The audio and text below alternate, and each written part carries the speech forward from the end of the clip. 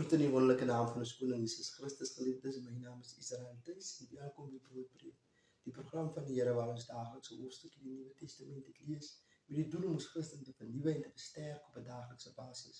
Vandag gaan ons voort met 2 Korintiërs hoofstuk 9 en die opskrif lees: Insameling met dankbaarheid en blydskap.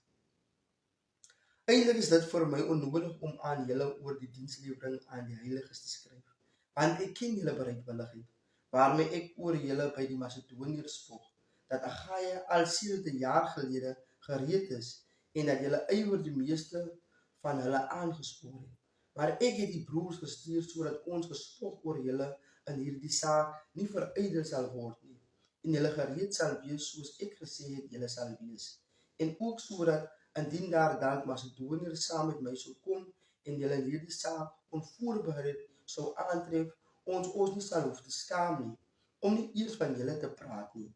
Daarom het ek dit noodsaaklik geag om die broers aan te spoor om vooruit aan julle te gaan, en die dankoffer wat julle vroeër beloof het in orde te kry, sodat dit gereed sal wees as 'n werklike dankoffer, en nie as iets wat afgedwing is nie.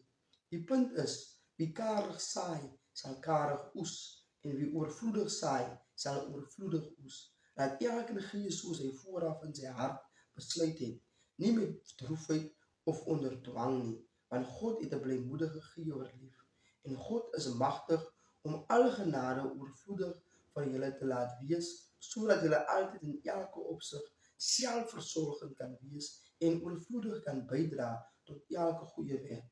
Soos daar geskryf staan, hy het wyd uitgestrooi, hy het aan die armes gegee, sy geregtigheid bly vir ewig.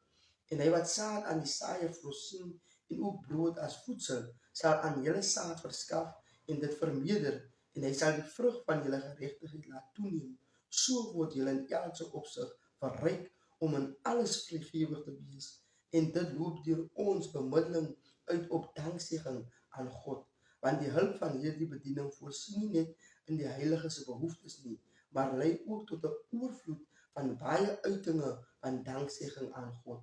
Op grond van die bewys wat deur hierdie diensbetoning gelewer word, verheerlik hulle God oor julle gehoorsaamheid aan julle belydenis van die evangelie van Christus Jesus, en oor die vrygewigheid van julle bydra aan hulle en aan almal. Terselfdertyd verlang hulle in hulle gebede vir julle, vuriglik na julle, weens die oortreffende genade wat God aan julle bewys het. Aan God die dank vir sy onbeskryflike gawe. Amen. En daar het ons 'n geskrewe woord, geliefdes. Onthou, die Here is lief vir u.